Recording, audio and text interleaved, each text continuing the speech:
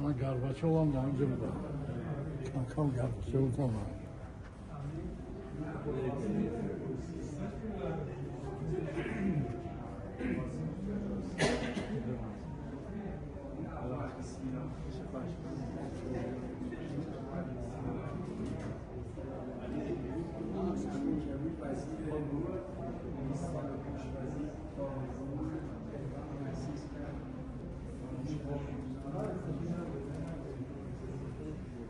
عزیزان خوش آمدید. تشریف آوردید حوزه ارشدی در ارتفاع 270 متر.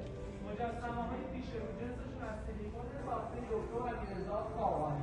یک به یک اندازه طبیعی دارن به استثنای مجسمه فردوسی که 1.5 برابر اندازه نه اوکی عکس دست می‌دادم. عالی عالی. عزیزان بازیتون تمام شد. خواستید تشریف ببرید قسمت بعدی. تشریف از اون قسمت پله‌ها طی میشه. 2 طبقه تشریف می‌برید پایین‌تر. موزه شهرداری خروجتون رو از طبقه بعد با آسانسور بی‌اندازه. مقام ناصر